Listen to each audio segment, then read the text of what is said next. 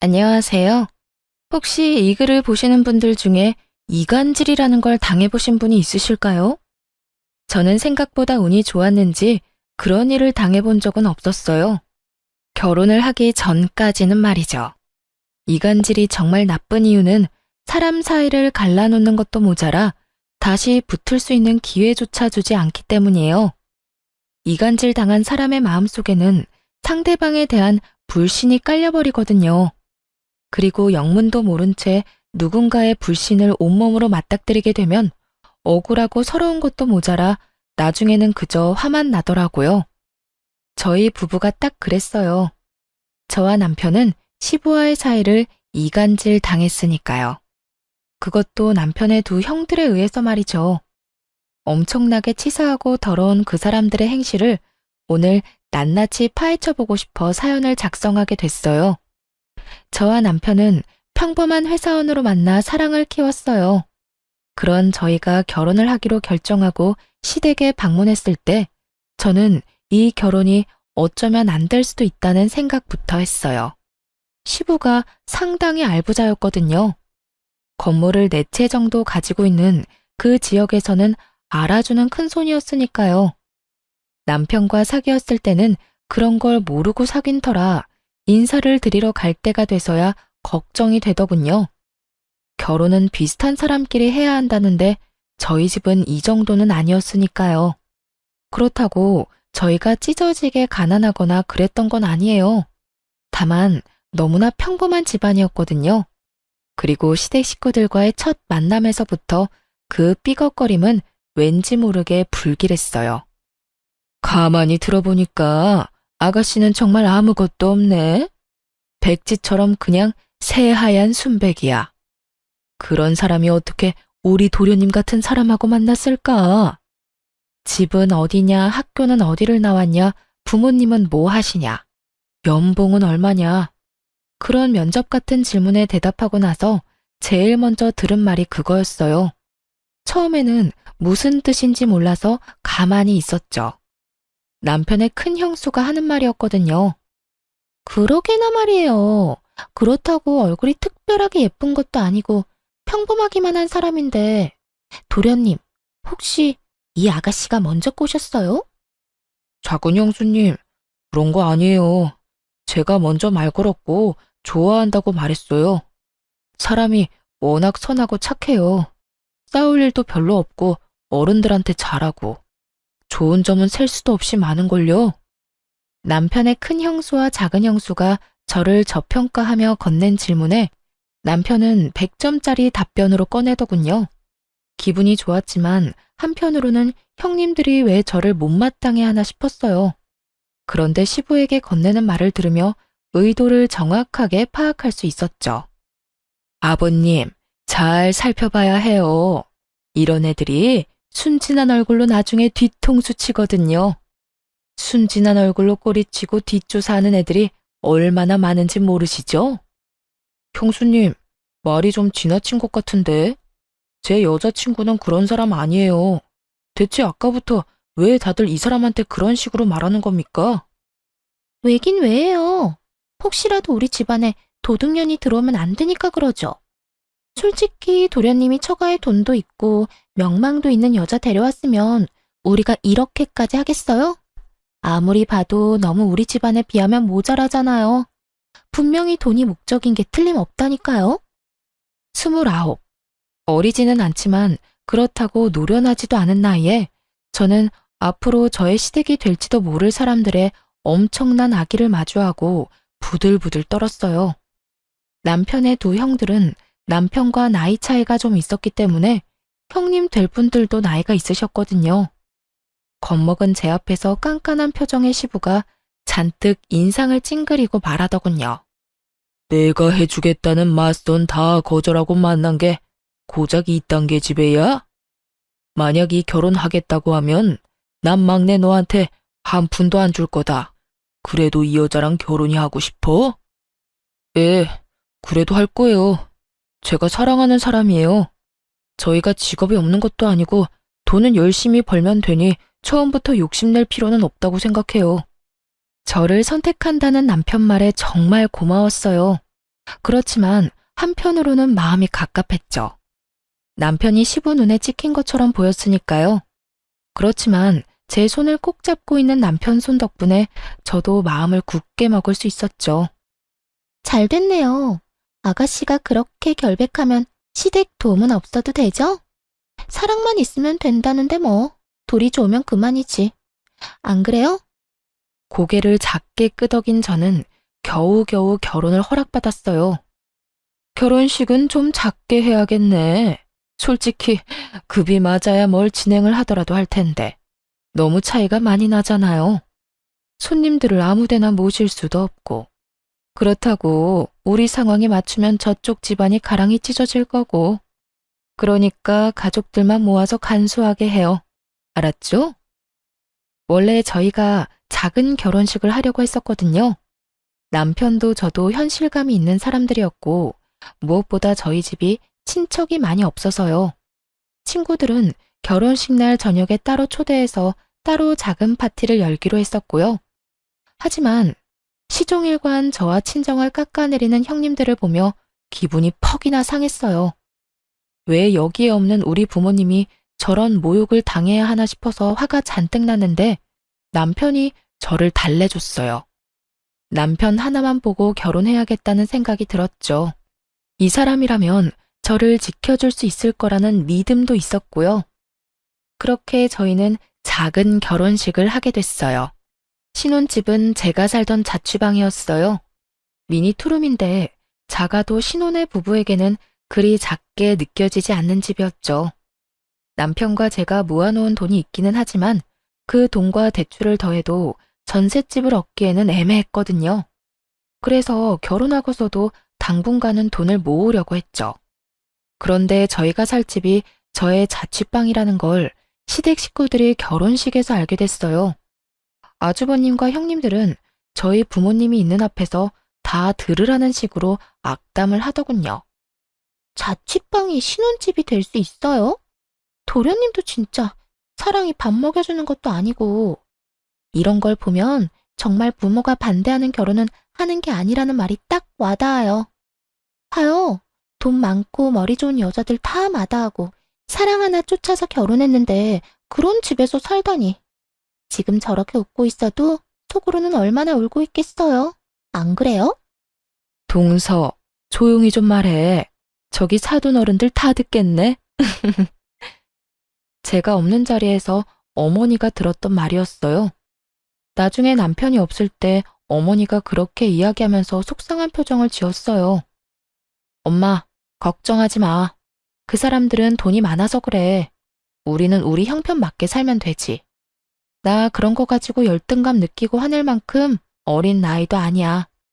내 손으로 번 돈이 아니면 다 빚이라고 생각해. 차라리 빚 없이 시작하는 게 훨씬 낫지 뭐.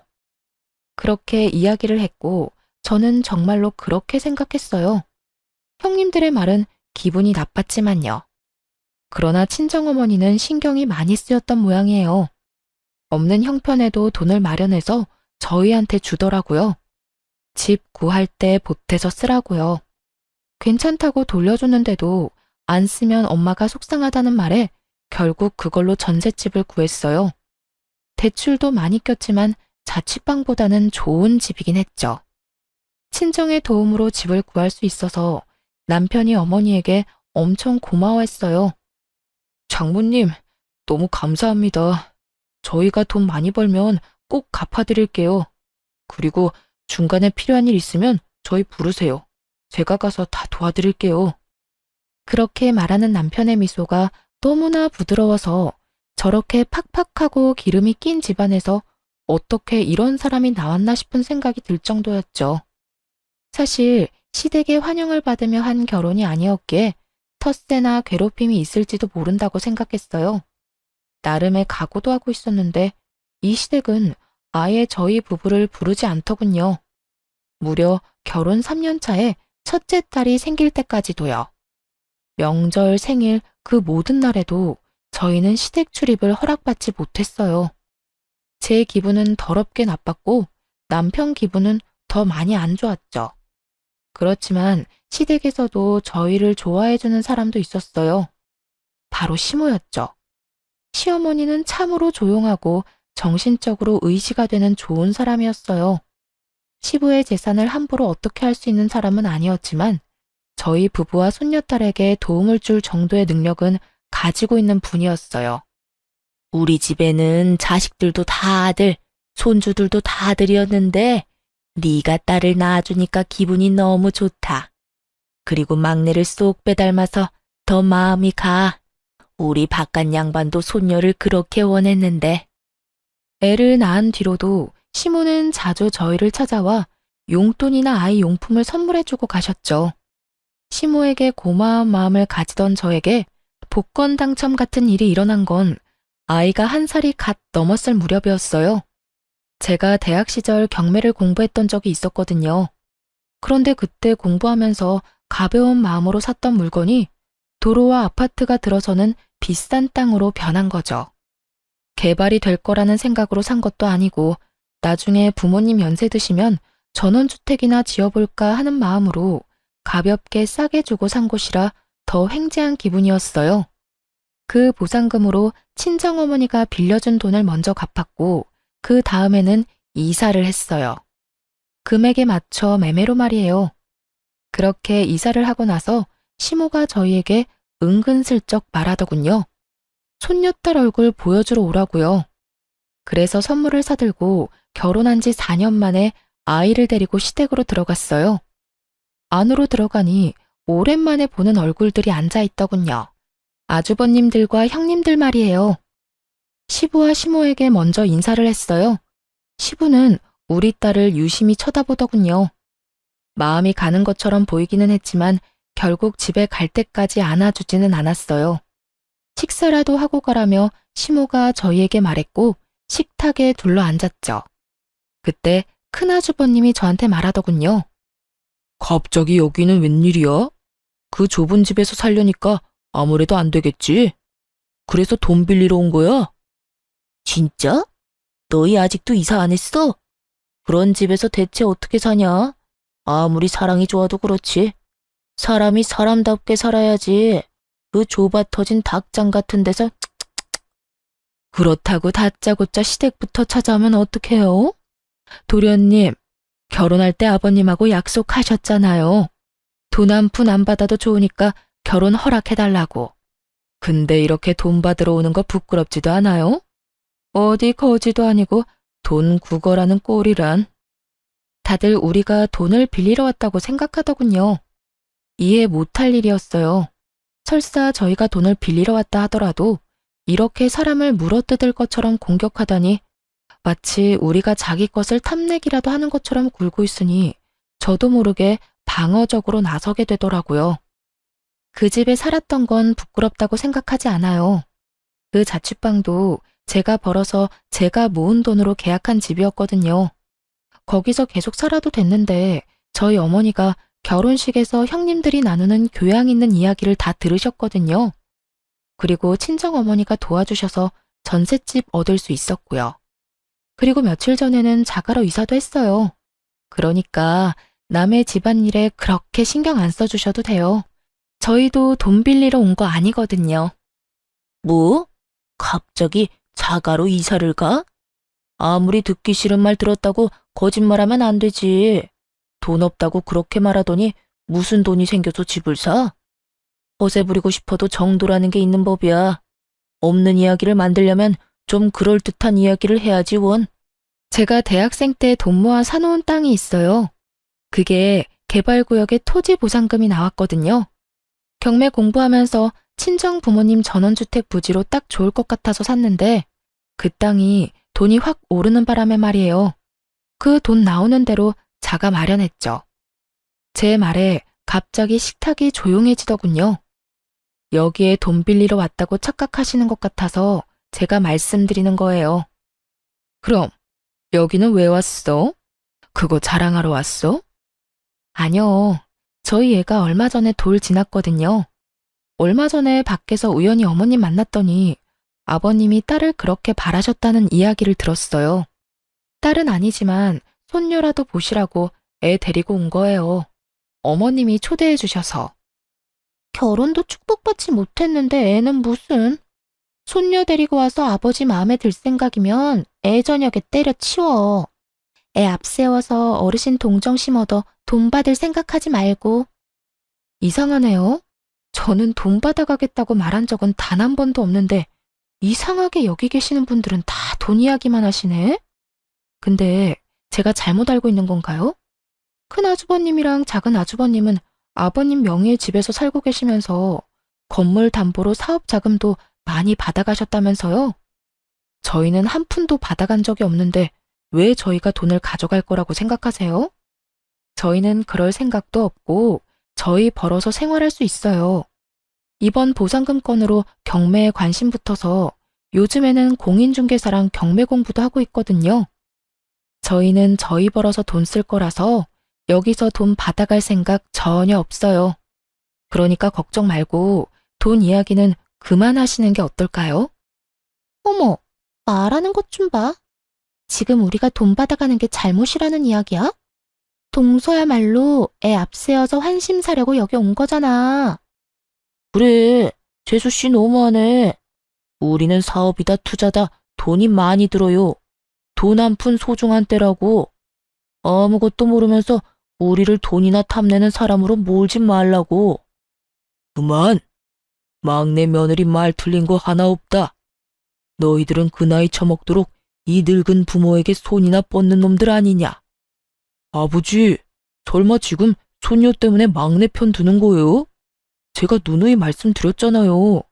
아무것도 없는 집안에서 이 정도로 돈 많은 집안에 시집 오면 눈 돌아가게 돼 있어요. 까딱 잘못하면 아버지 수중에 있는 돈도 홀라당 넘어간다고요. 그만하래도. 입맛 떨어지게 이게 무슨 짓이야? 그럼 손녀가 태어났다는데 얼굴도 보지 마? 생각이라는 게 있는 놈들이야? 그리고 막내 며느리한테 헛소리할 시간 있으면 너희가 지금 쓰고 있는 내 집 나한테 돈 주고 사가. 내 명의로 언제까지 두지 말고. 밥 먹다 말고 결국 화가 난 시부가 숟가락을 탁 내려놓으며 아주버님들에게 그렇게 말하자 모두 눈을 내려깔며 입을 꾹 닫더군요. 자기가 벌어서 산 집도 아니면서 그게 마치 당연한 것처럼 여기는 두 사람을 보니 시부가 열받을 만도 했어요. 그날 식사 이후 저는 또다시 시댁의 발길을 끊게 됐습니다. 시부에게서 전혀 연락이 없었거든요. 결혼 6년 차에 둘째 딸을 낳았을 때도 시부는 시무를 통해 아기 선물 몇 가지만 보내오고 연락은 하지 않았어요. 그러나 시모와 자주 연락을 하고 있었기 때문에 저는 크게 신경 쓰지 않았어요. 그리고 솔직하게 말하면 시댁이 거리로는 가까운데 신경을 안 써도 되니 편하다는 생각도 했고요. 그런데 어느 순간부터 시모에게서도 연락이 오지 않게 되었어요. 이상한 생각이 들었죠. 시모는 저희에게 자주 연락을 했었거든요. 무슨 일이라도 있으면 분명히 저희에게 연락을 할 테고 또 유독 저희 둘째 딸에게 애정을 많이 쏟으셔서 이렇게까지 연락이 없는 게 이상하다 싶었어요. 시부에게 전화를 해볼까 생각도 했지만 굳이 이야기했다가 긁어부스럼만 만드는 거 아닌가 싶어서 따로 연락도 못했죠. 그러다 어느 날 시모의 핸드폰이 해지가 됐어요. 점점 더 무서운 마음이 들었어요. 그런데 시모 핸드폰이 해지가 되고 얼마 지나지 않아 시부에게서 연락이 온 거예요. 오늘 중요하게 할 말이 있으니 시댁으로 오거라. 시모에 대한 걱정이 가득했던 상황이었기 때문에 그 전화를 듣자마자 저와 남편은 시댁으로 향했어요. 집으로 들어가니 시부와 아주버님들 그리고 형님들이 이미 와 있었어요. 그런데 딱 한 사람, 시모만 보이지 않더군요. 그리고 무겁게 가라앉은 분위기를 보니 무슨 일이 일어났구나 하고 눈치를 챘어요. 아주버님과 형님들의 눈초리를 받으며 한쪽 소파 구석에 앉으니 시부가 입을 열었어요. 너희들 엄마 얼마 전에 병원에 가니 치매 초기라고 하더구나. 요양원에 들어갈 정도로 안 좋은 건 아닌데 요즘에는 정신이 없는 시간이 더 많아졌어. 내 생각에는 요양원에 보내면 상태가 나빠질 것 같으니 세 아들 중에 누구 한 명 책임지고 이 집에 들어와서 어머니 모시도록 해라. 건장한 아들이 셋이나 있는데 병원에 보내는 것도 웃긴 일이지. 그리고 며느리들도 막내 빼고는 다 집 지키는 주부들 아니냐? 어머니가 치매에 걸렸다고요? 대체 언제부터요? 왜 저희한테 말씀 안 해주셨어요? 시모와 관계가 유독 돈독했던 남편이 시부를 향해 언성을 높였어요. 분명 인지장애 초기 단계가 있었을 텐데 그때는 왜 이야기를 안 해준 건지. 중요한 이야기를 지금 이 자리에서 전해 들었으니 많이 놀란 남편은 답답한 듯 시부에게 화를 냈어요.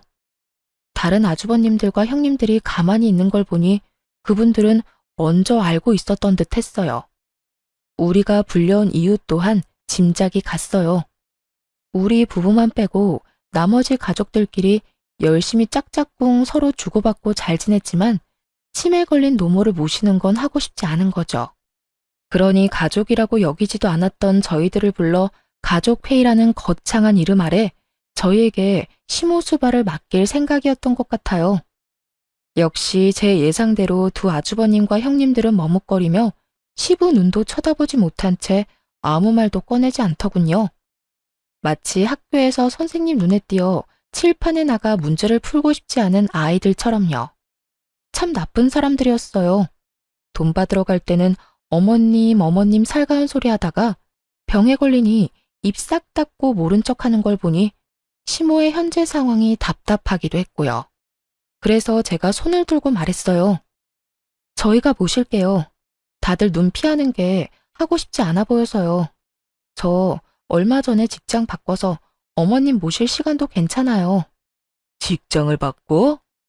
네, 공인중개사 사무소 열었거든요. 중개원도 있으니 시간은 괜찮고 제가 일해야 하는 상황이면 잠깐 동안 주간보호 맡겨도 되고요. 남편이 미안한 얼굴로 저를 봤지만 미안할 필요 없었어요. 솔직히 시부가 치매에 걸렸다고 수발 들라고 했으면 저는 억만금을 준대도 절대로 안 모셨을 거예요. 그렇지만 시모는 달라요. 그 짜증나는 시댁 가족들 중 유일하게 우리와 교류하며 지낸 분이고 알게 모르게 도움도 많이 주셨는데 모른 척할 수는 없었어요. 대신 여기 들어오는 건 못해요. 어머님을 저희 집으로 모셨으면 좋겠어요. 시부가 저를 한번 보고는 다른 형제들을 봤어요. 안 된다. 여기 들어와서 수발 들어야 해. 안 그래도 치매 걸려서 불안한 사람이야. 환경 바뀌면 더 불안해서 나빠지면 어떡하냐. 혹시 일하는 것 때문에 그러는 거면 차라리 내가 돈을 주마. 그 이야기가 끝나자마자 갑자기 큰아주버님이 끼어들었어요. 아버지, 뭐하러 쓸데없이 돈을 씁니까?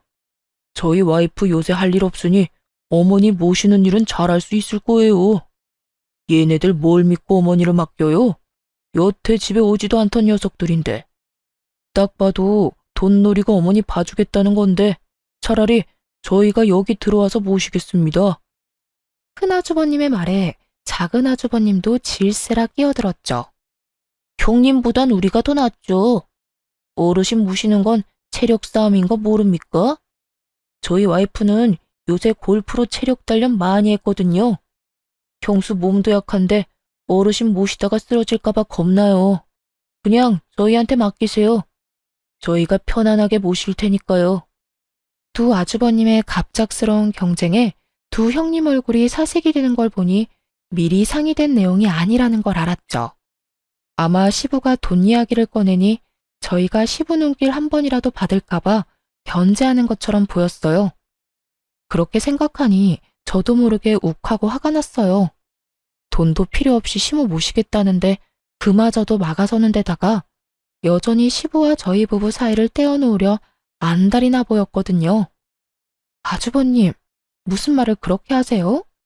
어머니 모시는 일에 돈 이야기는 왜 튀어나오냐고요. 그렇게 저희를 부모님하고 떼어놓고 싶어요?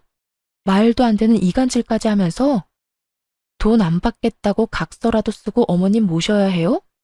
돈 안 받고 모시겠다고 미리 말씀드렸는데 저희의 어디가 돈을 노리고 오는 사람들이냐고요. 이간질이라니. 동서 말 함부로 하네. 여태 부모님하고 왕래도 없었으면서 갑자기 어머님 모시겠다고 하면 당연히 그 의도가 의심되는 상황이잖아. 그걸 말이라고 하세요? 그럼 연락 한 번 안 하던 식구들이 왜 어머님 치매 수발 들어야 하는 일에 저희 부르셨어요?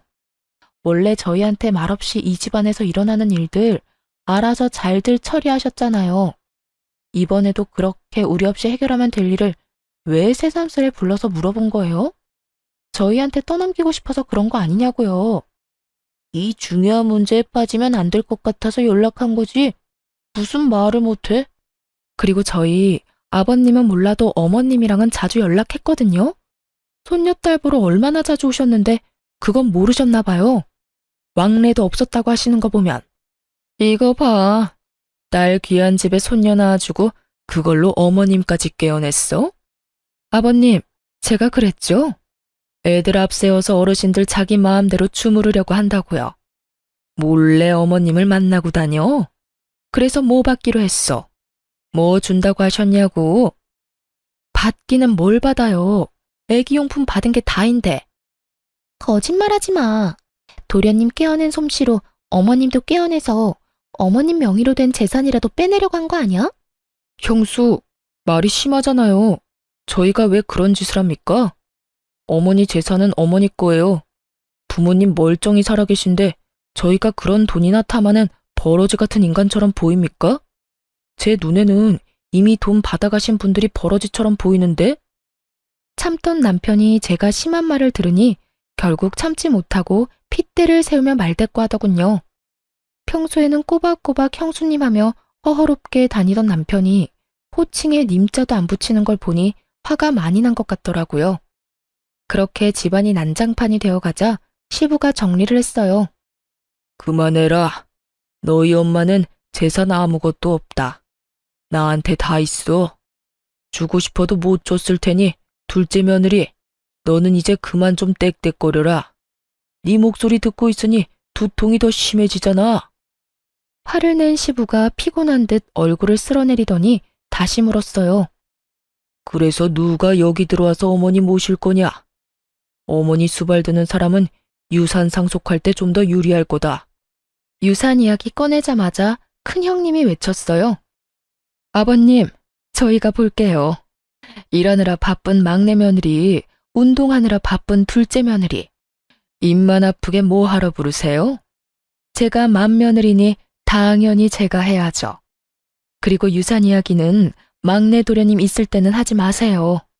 견물생심이라고 듣다 보면 혹하는 게 사람 마음이잖아요. 갑자기 유산 받고 싶다고 하면 어떡해요? 그건 저도 동의해요. 여태 가족 일에 참여도 안 하고 부모님 모시지도 않은 사람은 유산 제외하셔도 되지 않을까요? 아버지가 하지 말라는 결혼하면서 돈도 안 받는다고 다짐했으니까요. 일단 막내 도련님은 유산 상속에서 빼두고 형님, 그렇다고 형님이 어머님 모시는 것도 좀 아니죠. 매번 몸이 안 좋아서 행사에 자주 빠지면서 집에서 자기 몸이나 추스르는 게 어때요? 어머님 돌보다가 먼저 쓰러져서 링거 맞지 마시고요. 막내 동생이 돈 한 푼이라도 가져갈까봐 아주 넷이서 협동하는 모습을 보니 남편도 참기 힘들었나 보더라고요. 엄마 아픈데 다들 무슨 말 하는 거예요? 이게 대체 다 뭐냐고요? 지금 이 자리가 엄마 아픈 거 어떻게 할 건지 상의하는 자리가 맞기는 해요? 무슨 말만 하면 저희는 죄인 취급에 형들은 엄청난 효자 효부처럼 굴고. 그렇게 어머니 모시고 싶으면 모시세요. 그래도 나도 엄마 아들이니까 정기적으로 보게 해줘요. 형들이 엄마 잘 돌보고 있는지 확인할 테니까. 잘못 모셔서 어디 아프기라도 하면 형들 다 가만히 안 둬요? 그리고 돈, 그놈의 돈 이야기. 저희한테 제발 하지 마요. 돈 달라고 안 할 테니까. 저희 부부, 우리들 손으로 충분히 돈 벌 수 있는 사람입니다. 그런 거 필요 없으니까 두 번 다시 저희한테 말하지 마요. 남편이 열받아서 화를 내고 나왔어요.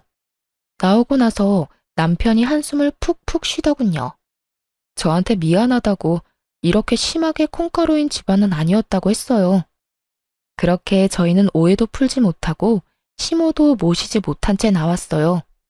그래도 마음은 계속 시모 곁에 가 있으니 어떻게든 연락이나 다시 해볼까 생각하던 중 시부에게서 다시 시댁으로 오라는 연락을 받았어요. 갔더니 저번과 똑같은 상황이 펼쳐졌어요. 상석에 앉은 시부와 소파에 앉은 두 아주버님과 두 형님들이 보였어요. 우리까지 모두 도착하자 시부가 입을 열더군요. 너희도 알다시피 요즘 부동산 경기가 안 좋아.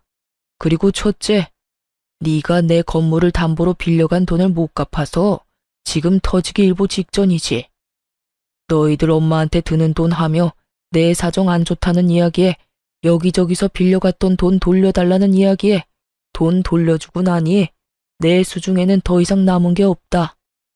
시부가 그렇게 말하며 서류를 탁자 위로 툭 던졌어요. 저와 남편은 그냥 멀뚱멀뚱했고 형님과 아주버님들은 눈에 불을 켜고 서류를 뜯어먹을 것처럼 살펴보더군요. 시부 명의로 건물이 여러 개 있었다는데 어찌된 영문인지 그 건물이 다 다른 사람 소유가 됐더라고요. 나는 이제 늙었고 너희들 어머니는 치매에 걸렸지. 나도 이제 자식 손주들 재롱이나 보며 쉬고 싶구나. 너희들 중에 누구 나와 함께 살 사람 있냐? 시부의 말에 저희는 일단 가만히 있었어요. 이번에도 아주버님과 형님들이 시부를 들들 볶을까봐 아무 말 안 하고 있었죠. 정막 속에 큰 아주버님이 먼저 말을 열었어요. 아버지, 저희는 어머니도 모시고 있고 이 상황에서 아버지까지 모시는 거 힘들어요. 그리고 처가 쪽에도 문제가 있어서 저희 자주 나가 봐야 합니다. 아버지 모시는 건 힘들 것 같고 어머니도 이번 달까지만 모실 수 있을 것 같은데요. 장황하게 늘어놓긴 했지만 안 된다는 말이었죠. 그러자 작은 아주버님도 이에 질세라 말을 하더군요. 아버지, 저희들은 형님만큼 뭘 받은 적이 없잖아요. 솔직히 이런 일은 당연히 돈 많이 받아간 사람이 해야 한다고 생각합니다. 아니면 부모님 모시는데 필요한 금전도 필요하고요. 제가 하는 가게 사정도 좋지만은 않아요. 그렇게 치면 형이 당연히 부모님 모셔야죠. 받아먹은 게 얼만데. 뭐? 그러는 너는 안 받아먹었어? 그리고 부모님 모시라는 말 하는데 격떨어지게 무슨 돈 이야기야? 우리가 여태 모셨으니 너희더러 모시라는 거잖아. 고작 3개월 모셔놓고 그것도 모신 거요? 내가 모를 줄 알아? 형수가 어머니 모신 거 아니잖아. 간병인 고용해놓고 자기는 편하게 있었으면서. 두 아주버님들이 박 터지게 싸우는 걸 보니 씁쓸했어요. 솔직히 여기 왜 불려왔나 싶고요. 여차하면 시모만 데리고 떠야겠다 싶었는데 두 사람의 불똥이 저희에게 튀더군요. 아, 아버지, 막내 있잖아요. 여태 아무것도 못했으니 지금부터라도 자식된 도리 지키라고 하세요. 매번 이런 일에서 빠지기만 해서는 안 되죠. 여태껏 시부의 눈에 들지 못하도록 우리 사이를 그렇게 이간질 시켜놓고는 시부가 모든 걸 잃게 되니 그제야 저희한테 시부를 밀어넣으려 하더군요. 추하기 짝이 없는 모습에 어이가 없는데 그때 시부가 두 아주버님을 쳐다보며 고개를 끄덕였어요. 좋은 생각이다. 그러면 너희 둘은 너희가 빌려간 내 돈의 3분의 1을 막내한테 줘라. 지금 당장 내게 돈이 없으니 너희가 빌려간 돈으로라도 막내한테 그 몫을 줘야 하지 않겠냐? 그 말에 두 아주버님들 얼굴이 벌겋게 달아오르더니 시부를 향해 핑계와 분노를 퍼붓더군요. 아버지, 저희가 왜 막내한테 돈을 줘요? 돈 줄 거면 아버지가 줘야지.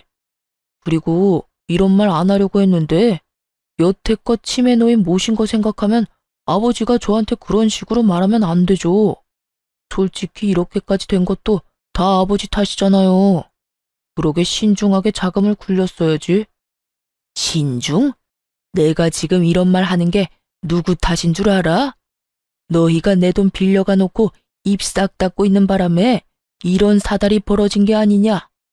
그 돈으로 돈 벌면서 가족들 먹여 살렸으면 된 거 아니에요? 그리고 아버지가 돈 있으면 아들한테 돈도 좀 줄 수 있는 거지. 그 많은 돈 죽을 때 가지고 갈 생각 아니라면 자식들 도와줄 수도 있는 거잖아요. 그 돈은 미천으로 쓴 거고. 그런 건 당연히 부모가 자식한테 해줘야 하는 거죠. 큰아주버님의 입에서 나오는 말들은 모조리 궤변이었어요. 빌려준 돈은 그저 빌려준 것일 뿐인데 마치 그걸 자기가 모으고 불린 것처럼 말하더라고요. 처음부터 당연히 자기 것처럼. 둘째 너도 형이랑 생각이 똑같아? 말해봐라. 너희가 빌려간 내 돈이 당연한 거야? 아버지, 진정 좀 하시고. 누가 그렇대요? 저는 그렇게 생각하지는 않아요. 빌린 건 빌린 거고, 내가 번 돈은 내가 번 돈이죠. 근데 아버지도 너무하시잖아요. 그 많은 돈을 다 잃고 갑자기 자식들한테 기대겠다고 하면 솔직한 말로 누가 좋아해요? 집에 있으면서 또 무슨 사고 칠지도 모르고. 그러니까 모실 수 없다는 거지. 저희도 딸린 식구가 있는데 위험하게 좀 그렇잖아요? 와이프랑 자식들 보기도 그렇고. 그쵸? 제주도 좋아요. 개소리를 점잖게 내뱉는 걸 보니 제가 다 열이 받더라고요. 돈이 없어졌다고 시부를 못 봐준다는 말이잖아요. 결국 시부가 열이 받았죠. 막말을 정성스럽게도 포장하는구나. 따지고 보면 내가 망한 건 다 너희들 때문이지. 너희가 사업자금 투자 명목으로 빌려간 내 돈, 내 건물 담보로 빌려간 돈도 못 갚아서 내가 대신 갚아주고 있는 판에 이 아버지도 못 모시겠다. 네 놈들이 인간의 탈을 쓰고 어찌 그래? 좀 그만하세요. 저희는 이런 식이면 아버지랑 못 살아요. 앞으로 저희한테 연락하지 마세요. 멀쩡한 집안 다 망하게 해놓고 다 아버지 잘못이에요. 아버지, 저도 그렇게 생각해요. 그 많은 돈 차라리 저희한테 증여해줬으면 이런 일은 없었잖아요. 저희도 어른 모실 만한 형편은 아니니까 앞으로 이런 일로 연락하지 마세요. 두 아주버님들과 형님들이 떠나고 시부가 한숨을 내리시고는 저희한테 묻더군요. 그래서 이제 너희도 떠날 거냐? 그 말에 남편이 저를 쳐다보더군요. 저와 결혼하기 전까지는 그래도 시부와 완전히 사이가 나빴던 건 아니었고 어린 시절에는 좋았던 기억도 많으니 남편은 고민하는 눈치였어요. 시부모를 모시는 일은 저한테 허락받지 않으면 안 되는 일이라는 걸 잘 알고 있을 테니까요. 저는 큰 한숨을 쉬고 시부에게 말했죠. 사실 아버님이 저희를 밀어내셔서 여기 오기 전에는 어머님만 모시려고 생각했어요. 그런데 저희 친정아버지가 자식들한테 항상 강조하는 게 있으셨거든요. 곤란한 사람을 보고 못 본 채 하지 말라는 거요. 그러니까 아버님도 저희가 모실게요. 이 집도 넘어가는 거면 이참에 두 분 다 저희 집으로 오세요. 사돈께서 사람이 참 좋으신가 보군. 너희를 괴롭혔는데도 나를 모시고 갈 수 있겠냐? 나는 지금 아무것도 없어. 빈털털이야. 아버님, 예전부터 누누이 말씀드렸잖아요. 저희 알아서 돈 벌어요. 남한테 빌린 건 언젠가 갚아야 할 빚이고요. 그리고 아버지가 바른 말 하려고 그러신 건 아니에요. 주변에 곤란한 사람이 있으면 본인이 그 영향으로 힘들어지고 보고 있기 불편하기 때문이래요. 주변 사람들이 행복하면 본인은 더 행복해진다고요. 제 말에 시부가 고개를 푹 숙였어요. 미안한 감정이라도 갖고 계셨나 싶었죠. 여태껏 두 아주버님들의 화려한 견제 때문에 저희가 돈 때문에 들러붙으려는 인간들처럼 보였을 텐데 그런 사람이 아니라는 걸 이제 아셨으니까요. 그런데 시부가 저한테 그러더군요. 사실 얼마 전에 내가 집에 일찍 돌아온 일이 있었다. 그런데 시어머니 모시겠다던 첫째 며느리가 보이지를 않는 게야. 찾아보니 백화점을 갔다고 하더구나. 너희 시어머니가 방에서 나오지도 못하게 문을 걸어 잠그고 말이지. 그 안에서 나가고 싶어서 문을 두드리는데도 고용한 간병인은 듣지 못한 척 핸드폰만 열심히 했어. 그걸 보고 무슨 생각이 들었는지 아느냐? 나도 늙고 병들어 내 손으로 아무것도 못하면 내 자식들이 나를 저렇게 만들겠구나 싶었다. 그래서 머릿속이 하얘졌어. 그러니 시험을 해본 거야. 누가 진짜 부모를 지극정성으로 생각할까 하고. 그놈들은 탈락이야. 지들이 가져간 돈이 얼만데 받아간 돈만 해도 부모를 평생 모시고 받들어 살아도 모자란데 어떻게 돈 한 푼 안 가져간 너희만 남는 건지. 서류는 다 거짓말이었고 시부는 여전히 알부자가 맞았어요. 그걸 몰랐던 두 형은 시부가 재산을 모두 날린 거라고 생각하자마자 빛과 같은 속도로 시부를 버린 거고요. 어안이 벙벙한 저희들을 두고 시부가 태연히 변호사에게 연락을 하더군요. 시부가 유언장을 작성했어요. 시부가 죽고 나면 남은 재산은 모두 기부한다고요. 자식들 그 누구에게도 남은 재산은 안 준다고 말이죠. 며느라가 사돈어른과 식사 시간을 좀 잡아보거라. 그렇게 저희 아버지는 결혼식 이후로 처음 시부를 만났어요. 시부는 친정아버지가 나오자 두 손을 꼭 붙잡고 그러더군요. 딸을, 이렇게 귀한 딸을 시집 보내주셨는데 여태 모르고 바보 같은 짓만 했습니다. 제가 우리 며느리 덕분에 늙음하게야 중요한 걸 깨달았어요. 감사합니다. 아이고, 무슨 말씀을. 두 손녀가 참으로 귀엽고 사랑스럽습니다. 사돈이 아이들 어린 시절을 그냥 보낸 것 같아 그게 아쉽네요. 나중에 제가 찍은 사진이라도 많이 보내드리겠습니다. 시부가 허허하며 웃더니 저와 남편을 보고 입을 열었어요. 말년에 내가 정신 차리도록 해준 고마운 며느리한테는 선물을 줘야지. 시부가 제게 준 것은 시부 소유의 건물이었어요. 남편에게는 현금을 증여해줬고요. 이런 걸 바란 게 아닌데. 거절하려고 하자 시부가 그러더군요. 눈먼 장님 눈뜨게 해줬으면 그것도 싼 거야. 그리고 집을 너희 집 근처로 옮길까 한다. 손녀들 재롱 보며 쉬고 싶다는 건 거짓말이 아니니까. 그렇게 시부모 두 분 다 저희 집 근처 주택으로 이사 오게 됐어요. 시부는 가지고 있던 나머지 건물을 처분하고 마지막으로 두 아들에게 참교육을 해주셨어요.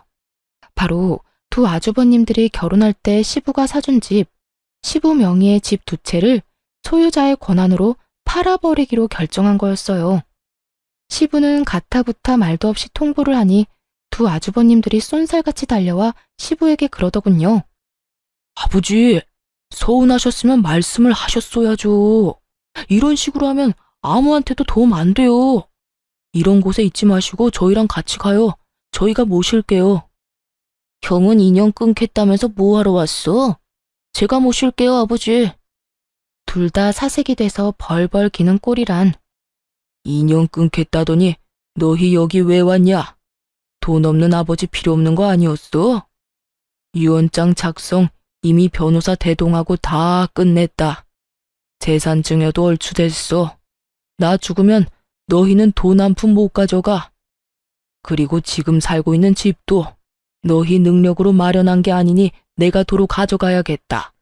늙은이 노후 자금이 필요해. 다행이지. 그것마저 너희 명의로 해줬으면 말년에 내가 얼마나 크게 곤란했을지 상상도 안 가니까 썩을 놈아. 아버지, 저 이대로 못 갑니다. 아버지, 한 번만 살려주세요. 이런 식이면 저도 한 발짝도 못 나가요. 아니, 노망 나셨어요? 막내한테 건물을 왜 줘요? 죽으나 사나 끼고 있던 건물을 그간 아버지 모신 저희에 대한 배신이잖아요. 맞아요. 저도 못 나가요. 그리고 재수씨, 사람 그러는 거 아니야? 돈 때문에 아버지랑 우리 사이 이간질 시킨 게 재수씨지? 이래서 제가 없는 집 자식들은 멀리하라고 그렇게 말씀드렸잖아요, 아버지. 이 정신 나간 것들이 뭔 헛소리야? 감히 우리 집 귀인한테.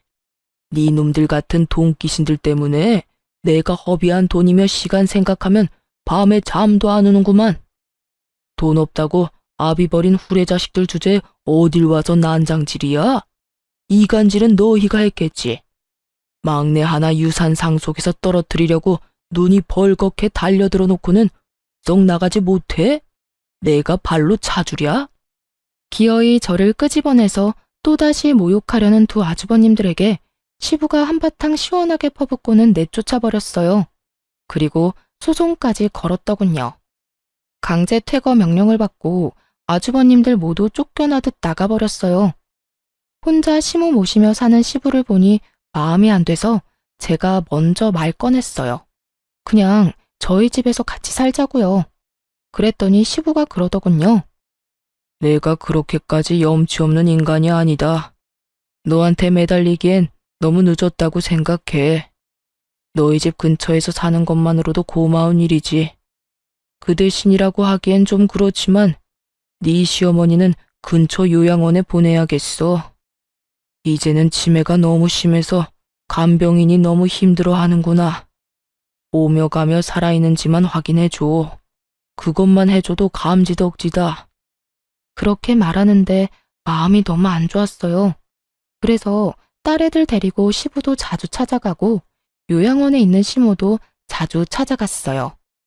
둘째가 시모 어릴 때를 쏙 빼닮은 탓인지 시모가 손녀들 데리고 오면 누군지는 못 알아보셔도 너무 좋아하시거든요. 시부도 그런 손녀딸들하고 자주 시간 보내며 즐거운 노후를 만끽하고 계세요. 시부와 저희 사이를 이간질하며 나쁜 짓만 일삼던 두 아주버님들은 지치지도 않고 시부 집에 찾아와 용서해달라며 쇼를 해요. 하지만 시부 불호령에 얼굴도 못 보고 쫓겨나는 일이 태반이네요. 그런 아주버님들, 형님들과 가끔 문 앞에서 마주친 적도 있는데 시부 한 대 받으며 집으로 들어가는 제 모습 보고는 얼굴이 한껏 구겨진 꼴을 보니 속이 엄청 쓰려 보였죠. 대신 제 속은 시원했지만요. 또 오셨네요. 아버님 심기가 많이 불편한가 봐요. 그러게 왜 그러셨어요? 욕심내지 말고 최소한의 인간의 도리만 지켰어도 형님들 손안에 있던 것은 지키고도 남았을 텐데요. 사람 욕심 참 끝도 없어요? 그렇죠. 부모 버린 놈들이 무슨 자식이라고. 이렇게 보니 형님들 왔다 가신 날에는 아버님 심기가 불편할 만도 하네요. 저도 기분이 이렇게 더러운데. 멀리 안 나가요? 다음에 오실 때 아버님 허락 받고 오세요. 그래야 앞에서 안 기다리죠. 제가 한껏 비웃어주자 형님들이 화가 났는지 저한테 뭐라 하려는 것을 아주버님들이 기겁을 하며 말리더군요. 시부 집 앞에서 드자비질하다가 시부한테 더 밉보일까봐 걱정이었나 봐요. 그런 짓 안 해도 이미 신용도가 바닥인데. 부모 재산 있으면 좋죠. 물려주면 더 좋고요. 저도 성인군자가 아니라 돈 준다면 기분도 좋고 횡재한 기분이고 그래요. 하지만 그 돈이 제가 번 돈도 아닌데 제 것처럼 여기는 것 자체가 문제잖아요. 그리고 돈 없다고 힘들 때 도와준 부모를 버리는 것도 도리를 저버리는 거고요. 가진 것도 지키지 못한 사람들 보니 저도 앞으로 경계 또 경계하며 살아야겠다는 생각을 해요. 돈에 눈이 멀면 시부처럼 자식들한테 버림받을 수도 있구나. 저렇게 나중에 후회하고 발바닥에 땀나도록 찾아와서 용서를 빌어야 할 수도 있구나 하고요. 시부모와 저희 부부 사이를 이간질시키던 두 아주버님과 두 형님들은 여전히 시부의 용서를 받지 못하고 있어요. 그때 자식들을 시험하면서 느낀 감정이 생각보다 뼈저렸던 것 같더라고요. 그리고 저희는 오해를 풀고 도리어 더 잘 지내고 있고요. 걱정 없는 집은 없고 우환이 없는 집도 없겠지만 그렇게 사는 것도 가족이고 인생이라고 생각하고 있어요. 관계가 잘 풀려 다행이기도 하고요. 쓰다 보니 말이 길어졌네요. 지금까지 긴 사연 들어주셔서 감사합니다. 행복하세요.